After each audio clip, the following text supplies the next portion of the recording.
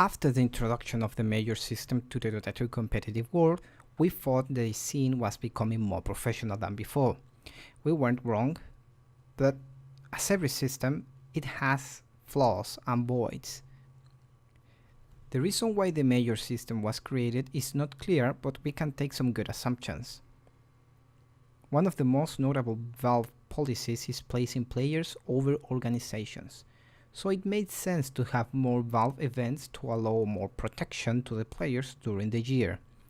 Another reason is that Valve wanted to give a more seasonal flavor to the Dota scene, thus creating more storylines prior to an international.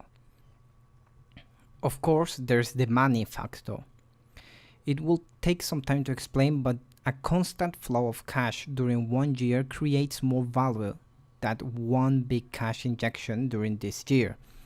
As you can see, there are multiple factors why the majors were created, which makes focusing in this aspect pretty unproductive.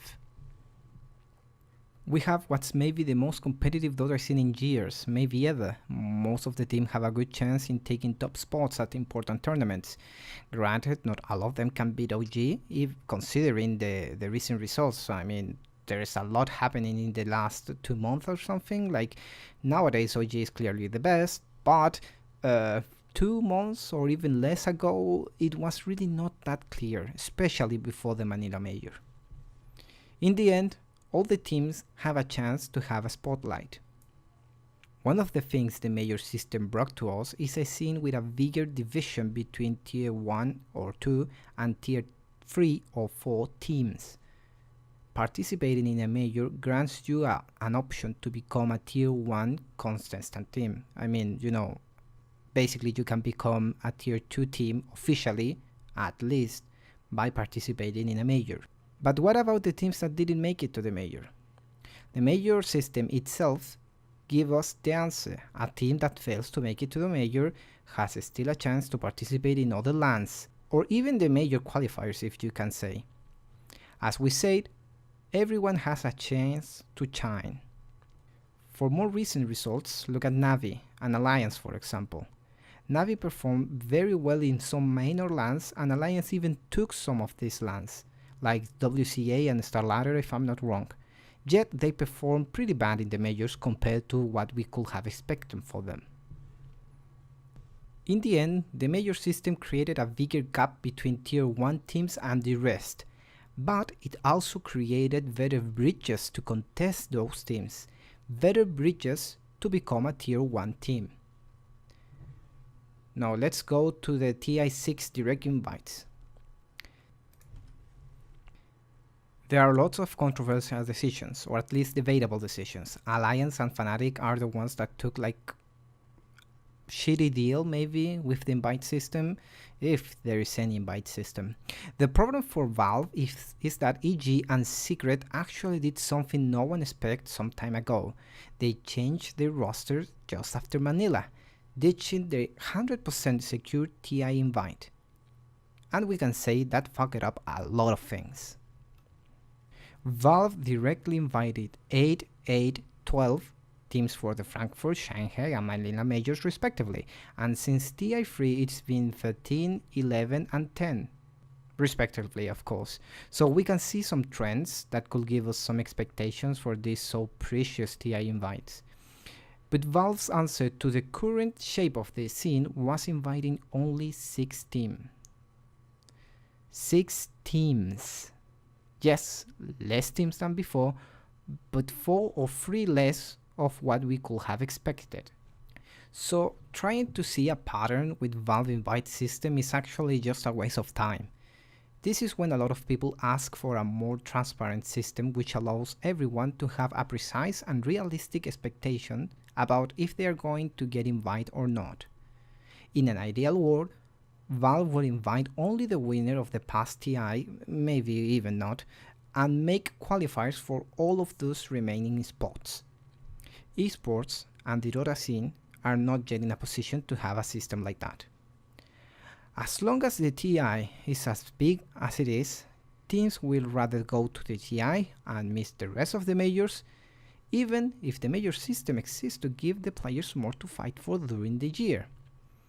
This is kind of understandable given the huge difference in prize pool, the prize money, and also the prestige of international. Sorry for my bad English, by the way. But the players have already shown, especially Secret and EG, that they are willing to go against the goodwill of the rules to do what they think is best for themselves. They think that they are better than the punishment of the system, which is probably true, and they are okay with the risk in order to things go their way. Is there anything wrong with that kind of thinking? Not particularly, but think about this. Think about this. Let's suppose you are wealthy enough to pay every single penalty the police gives you for example, I don't know, parking penalty.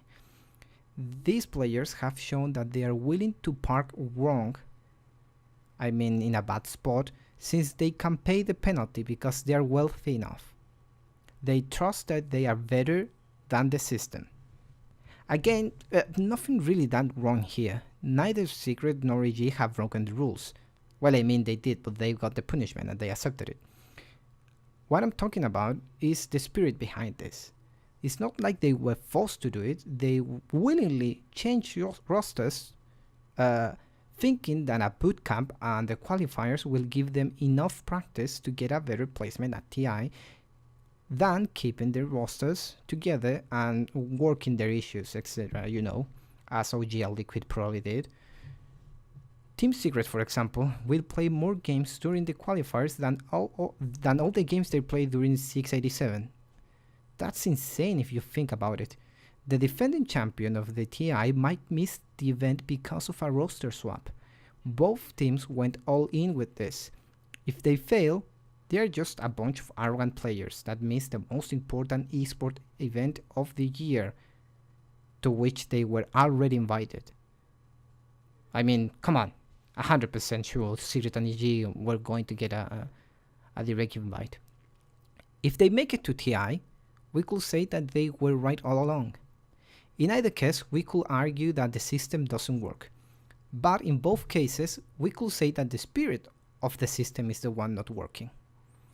I could go a long way saying, I don't know, talking about this issue.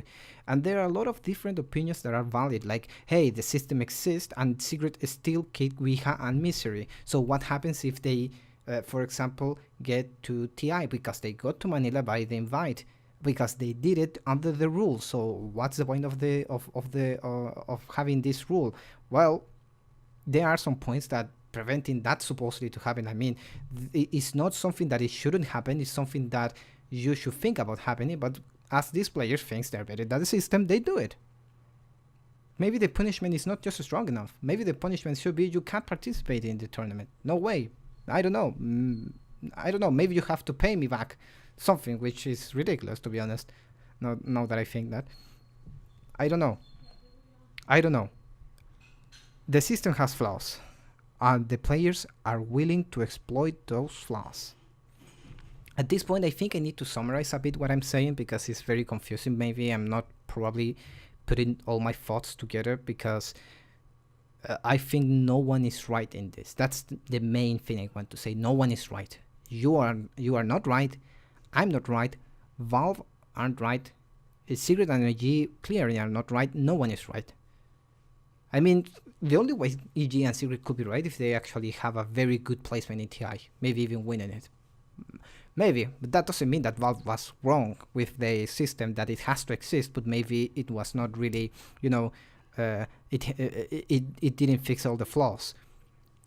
So, to summarize a bit, the major system was created for a more constant scene, among other things, of course, that doesn't hype just around the TI. So I scene that works not only for the international, it worked beautifully. The majors created great storylines. We have incredibly good Dota in all the majors, even if Shanghai was a shitfest in a lot of terms. Even that was kind of cool, the memes and the stuff. It worked really well, the major system. Spectacular. This was probably the best year in Dota history, probably. But the roster lock system exists to protect players from organizations. but it failed to protect players from players and players from player control organizations. This is a system that needs some works. I mean, some work, some fixing, not the majors. It's the roster lock system, and it kind of need to exist because they show that even if the system exists, they still doing things that are not supposed to happen, like kicking players in the deadline. Like if the roster system didn't exist, maybe even the Misery and Ouija case could be even worse. I don't know. Both systems were created with goodwill, but aren't perfect. Secret changed roster following the rules. A shitty deal to Misery and Ouija, but under the rules.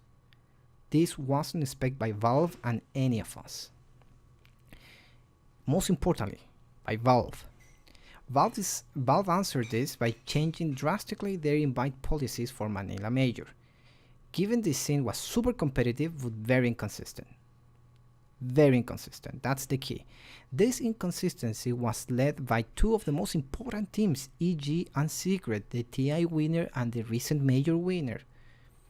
Basically, Valve is answering inconsistency with more inconsistency.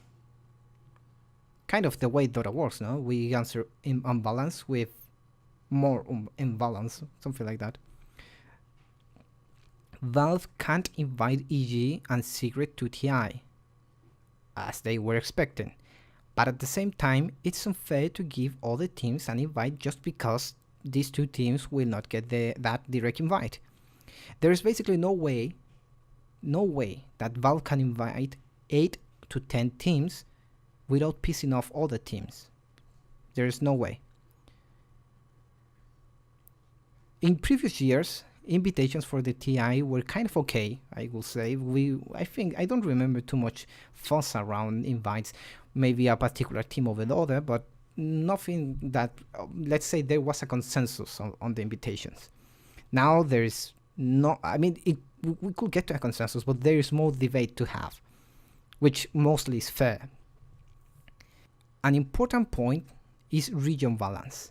Valve can't artificially make a scene stronger by inviting teams from that scene, from that region. This can be applied to the Fnatic case as well as DC and Complexity. The international is about players, but it's also about regions. It's international in the end. Again, about this point, I won't go into details, but you could say, well, let's suppose MVP is CAA, because MVP is Korea, but okay, let's go with that. So they can't invite Fnatic and MVP because that scene doesn't have what it needs to have 2 direct invites and more qualifying teams. It doesn't have. That's the reality. I mean, I will sound very, very, how you say, I will sound very harsh, but we shouldn't have a Mineski in the international. We should have Fnatic and MVP. No more. It should be that way. It's very rough, but I hope you understand me.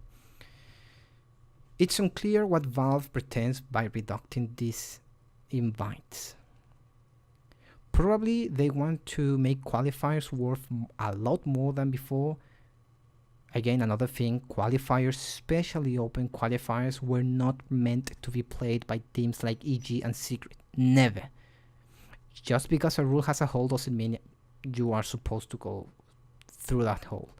The open qualifiers were not done for teams like EG and Secret. There was, I mean, you could say that it's bad planning, but to be honest, I wouldn't go against someone that say, well, come on, EG and Secret can't play these qualifiers. Like, they have to do something dumb, like just teaching their teams out of the rules, which is super easy. Like, come on, guys, you have more than enough time. Well, I don't know if more than enough, but how much is the window? 2 weeks? Yeah, it's maybe not too much to make teams practice new players, but it's enough to have a good conversation with a player and give these players good time to actually find another team. Like, I think in the end, in the Dota scene, everything can be fixed by itself, but come on, I think it's 2 weeks. Well, let's say it's 2 weeks. It's good. It's more than good enough time. I mean, it's not like the problems started to happen at the beginning of those 2 weeks. It's like way before that. The TI invite system doesn't exist. Or better said, no one understands how it works. A system that no one understands is a system that no one can transgress.